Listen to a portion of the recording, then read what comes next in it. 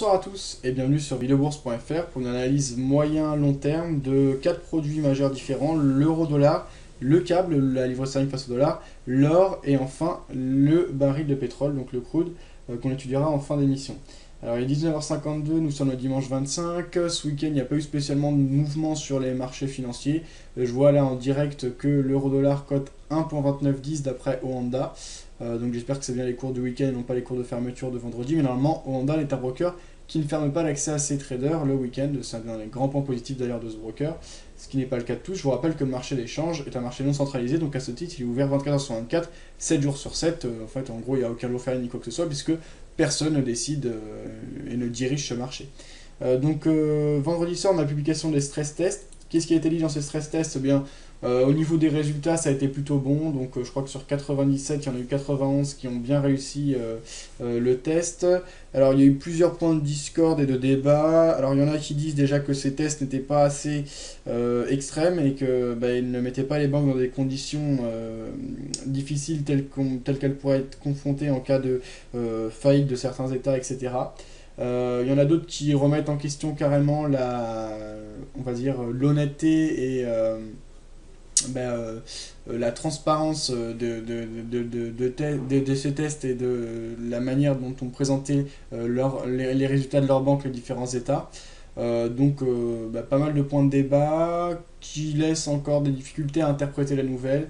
On l'a vu, hein, d'ailleurs, là ici je suis sur la paire euro-dollar. Si je me mets en 5 minutes, on voit que vendredi soir, on a eu des bruits de marché, une certaine volatilité à court terme, c'est logique puisque c'était quand même une nouvelle importante, mais concrètement pas de changement de tendance de fond, on n'a pas eu d'augmentation subite de 200 ou 300 pips, ou de 100 pips même, donc c'est assez mitigé hein, dans l'ensemble, c'est interprété de manière plutôt positive pour l'euro, c'est plutôt logique. Maintenant il reste encore de nombreux débats et de nombreuses choses à éclaircir et à préciser à ce sujet, donc moi personnellement je pense que ce test était intéressant, mais ils vont assurer par rapport à la zone euro en partie. Mais je pense que c'est pas suffisant pour considérer que l'euro et la zone euro dans son ensemble est totalement sortie d'affaire. Et je pense que la dynamique de fond sur la paire notamment euro-dollar reste baissière. Donc je reste vigilant et méfiant par rapport à la hausse que l'on a actuellement, tout en acceptant la réalité du marché. Je vais pas aller à l'encontre, je vais pas inventer des choses que je ne vois pas, qui dit que depuis quasiment 2 mois maintenant, on est sur une belle tendance haussière. Alors justement sur ce fond fondamental, qu'est-ce qu'on a techniquement? Et bien techniquement sur l'euro-dollar, on a quand même une belle dynamique haussière, avec une première accélération, une accélération qui a démarré depuis les plus bas hein, à 1,1864, qui nous a mené jusqu'à la résistance oblique baissière à 1,2701. Ensuite, c'était mi-juillet environ, on a eu une belle accélération haussière qui nous a emmené à franchir à la hausse la trendline baissière qui menait et qui marquait la résistance du canal baissier tracé ici en bleu marine. Le point le plus haut de cette accélération haussière a été marqué à 1,3030 la journée du 20 juillet. Ensuite, petite phase de correction.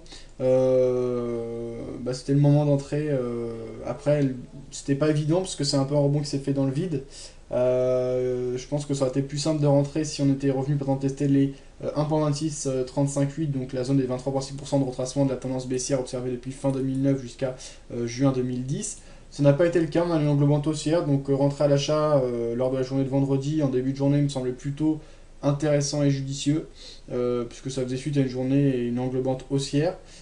Finalement, une journée tout à fait mitigée vendredi, avec des ombres, une ombre baissière plus importante que l'ombre haussière, mais des cours qui clôturent quasiment au niveau de leur point d'entrée, ce qui indique une indécision de la part des traders. Alors, cette semaine, on ne devrait pas avoir, je pense en tout cas, d'effondrement de l'euro, mais je me trompe peut-être. Pourquoi? Parce qu'on a eu des stress tests plutôt positifs et encourageants. Donc je vois mal les investisseurs dénigrer totalement l'euro. Je pense pas non plus qu'on aura une explosion à la hausse, c'est-à-dire que je pense pas que ces publications vont mettre les traders dans une configuration d'euphorie, aller chercher de nouveaux plus hauts, etc. Moi je vois bien une phase de consolidation. En revanche, si on a par exemple des médias qui parlent de plus en plus des stress tests et qui remettent en question leur fiabilité et leur véracité, là on peut avoir des inquiétudes et un euro qui replonge. Alors, ce qui pourrait être le pire, je pense, par rapport à ces stress tests, ce serait que l'on découvre qu'il y a eu des magouilles derrière, donc des chiffres qui n'étaient pas fiables ou des résultats qui ont été maquillés, etc. Là, on aurait un vrai manque de visibilité, ce qui est déjà le cas à moyen long terme sur la zone euro et les différents membres, les différents pays membres et leur économie. Donc là, je pense qu'on pourrait avoir une accélération tout à fait notable, un retour dans le canal baissier.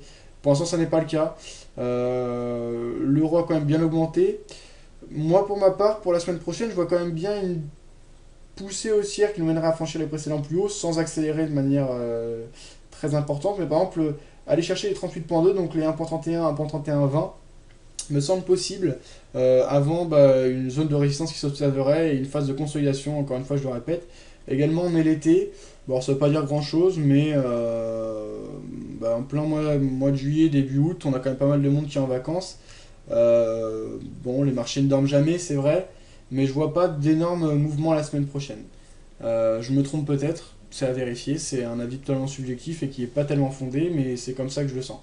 Alors techniquement, peut-être que je vais finir fondamentalement en regardant les nouvelles qui vont être publiées la semaine prochaine.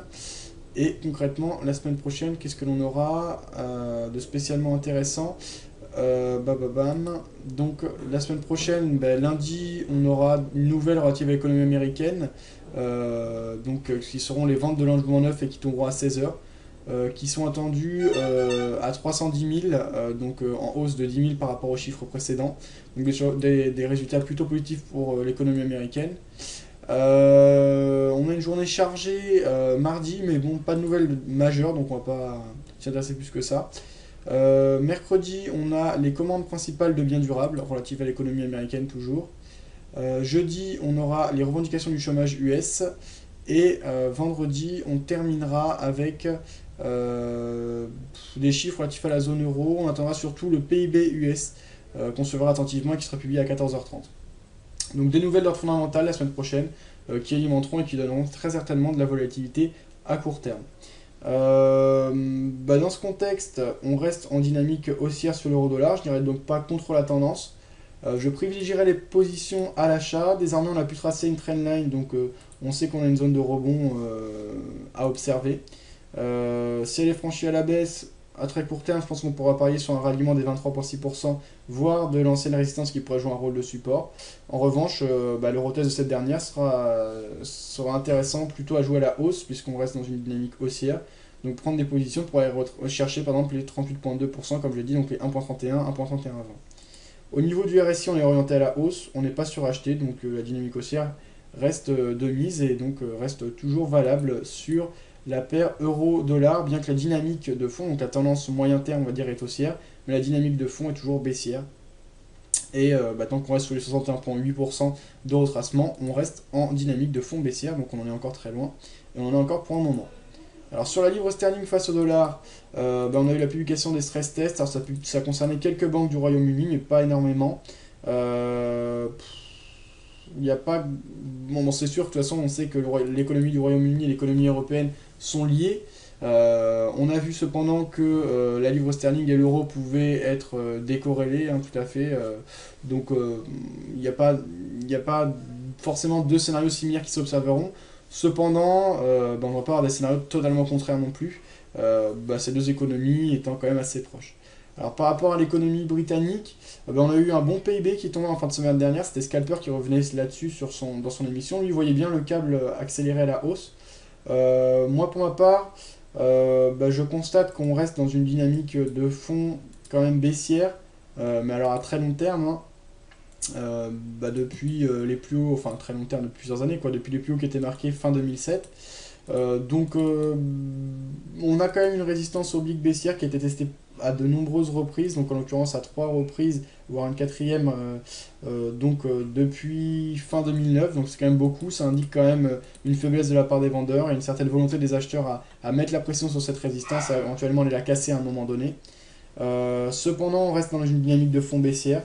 Donc tant qu'on n'a pas clairement franchi cette résistance, et je parle d'un petit franchissement et par exemple d'une ombre avant une clôture en dessous de la résistance oblique baissière, mais d'une vraie bougie haussière qui nous mènerait au-dessus de cette dernière, là je serais clairement acheteur et je viserais par exemple les 38,2 de retracement de la dynamique baissière que l'on observe justement depuis fin 2007, soit un retour vers les 1,6422 par exemple. Tant qu'on reste en dessous et qu'on n'a pas de bougie nette, eh bien je rentrerai et je jouerai plutôt des configurations baissières en pariant notamment, enfin en entrant notamment sur des figures telles que des englobantes ou bien des étoiles du soir, enfin bref, des figures de retournement qui indiqueraient une fébrilité des acheteurs et qui pourraient donner des points d'entrée à la vente intéressants pour surfer, pour rester dans la tendance de fond qui reste baissière avec des plus hauts de plus en plus bas et des plus bas de plus en plus bas. Alors, à la baisse, j'aurais pas un objectif trop important puisqu'on reste dans un triangle de consolidation et à long terme, donc depuis début 2009, on marque des plus bas de plus en plus haut, donc je viserai simplement le bas du triangle. Bon, après par la suite, mais on verra un peu plus tard. Ce qui peut être intéressant, bah, c'est de jouer le franchissement à la hausse ou à la baisse du triangle. Donc à la hausse, j'ai évoqué ce scénario tout à l'heure, à la baisse, on aura aussi une belle perspective, mais ce sera dans un peu plus longtemps, donc on va pas s'attarder là-dessus. On passe à l'or. Alors l'or, bah, je vais pas faire une analyse technique de 107 ans. Moi, ce que je pourrais dire sur l'or, bah, c'est qu'on a une configuration de tension vraiment extrême depuis les plus bas marqués en 99 à 250 dollars l'once. On est monté en ce milieu d'année 2010 jusqu'à 1266 dollars. Je pense que la situation économique mondiale est préoccupante, mais elle n'est pas non plus catastrophique pour le moment. Je pense donc que cette hausse est abusive, fondamentalement. La dynamique de fond reste haussière, mais moi ça ne m'étonnerait pas de voir un ralliement des 23,6% par exemple. Donc un retour vers les 1029 dollars, pour moi, ne serait pas à exclure. Il y a quand même eu de l'abus et je pense qu'on est monté très haut, surtout récemment, sans raison spécialement valable. Ce qui fait peur aux investisseurs, c'est peut-être le manque de visibilité relatif à l'Europe notamment, également des peurs bah, depuis qu'on a eu des affaires comme la Grèce qui avait maquillé ses comptes, de découvrir des choses du jour au lendemain, donc on préfère faire confiance à une valeur refuge comme l'or. Les stress tests ayant été bons, la situation européenne semble relativement saine. Aux États-Unis, on n'a pas de très bons chiffres, mais bon, ça va quand même. Les pays émergents sont là. Ouais, je vois bien une phase de correction pour les prochains jours, prochaines semaines, voire prochains mois sur l'or. Excepté si on a des cas de crise. Donc là, bah, bien sûr, il faut couper et prendre à l'achat directement sur l'or, il n'y a pas à réfléchir. Quand on a des scandales ou des crises soudaines, bah, faut s'éloigner du marché action et peut-être privilégier l'or au marché monétaire parce que c'est un peu plus simple d'y voir clair. Le marché monétaire, bah, c'est un peu compliqué avec les valeurs refuges et également l'exposition des pays qui, certes, ont une devise qui est une valeur refuge, mais qui en même temps sont exposés dans diverses affaires. Oui, l'or, c'est plus facile à trader dans ce contexte. Mais sinon, moi, je vois bien, ouais, c'est subjectif, hein, là encore, mais je vois bien une correction vers les 23,6, donc un retour vers les 1030 dollars l'once. Ça ne m'étonnerait pas pour les prochains jours, prochaines semaines. Donc un avis plutôt baissier contre la tendance de fond. Mais finalement, pas si bête que ça, parce qu'on a quand même bah, une fébrilité qui s'exprime de la part des acheteurs sur l'or, avec notamment une belle bougie baissière la journée du 27, bah voilà, qui marquait quand même la fébrilité des acheteurs et qui leur peine à marquer des plus hauts depuis bah, les plus hauts de fin 2009, hein, parce qu'en gros on marque de nouveaux plus hauts, mais c'est vraiment discret et on sent quand même que ces acheteurs peinent à accélérer. Alors si je trace ma trendline, on reste au-dessus de cette dernière, mais c'est tout juste. Donc bah pour jouer la prudence et pour entrer sur un point d'entrée optimal, je pense qu'on attendra le franchissement clair et net de cette trendline à la baisse.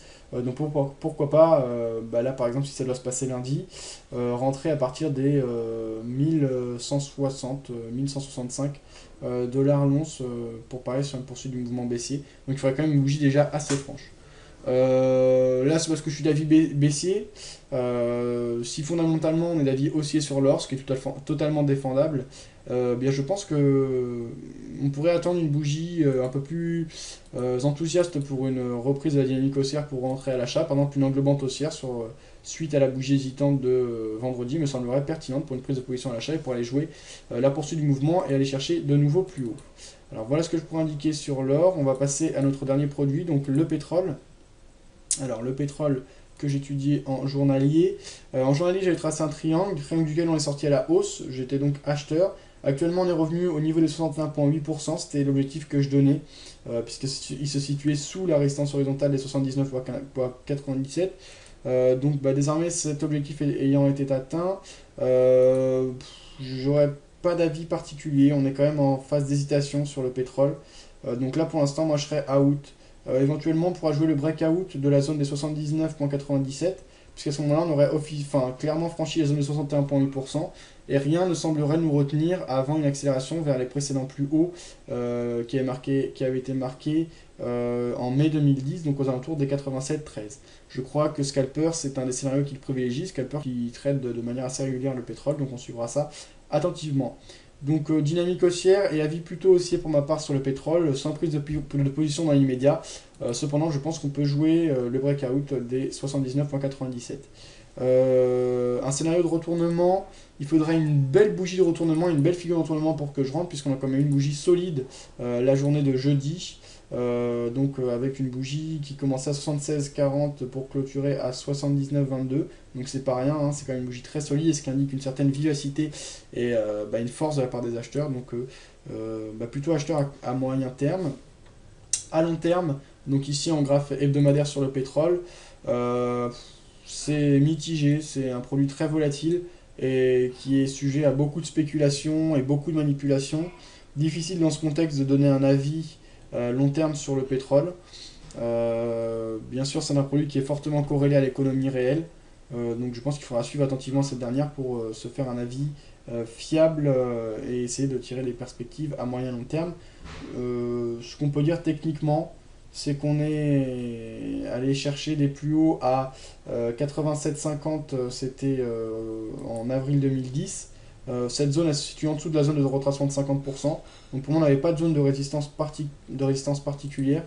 Donc moi je vois bien les cours évoluer à la hausse pour aller chercher franchement les 50% avant un éventuel rebond, une accélération baissière. Pas grand chose à dire sur le pétrole à long terme, c'est vraiment dépendant de l'analyse fondamentale. Et j'ai un manque de visibilité, comme je pense à peu près tout le monde, sur la situation à venir pour les prochains mois, prochaines années. Beaucoup de questions en suspens, beaucoup d'inquiétudes, donc je ne vais pas me prononcer plus que ça. Voilà, je vous souhaite une bonne soirée à tous, une bonne fin de week-end et à bientôt sur videobourse.fr.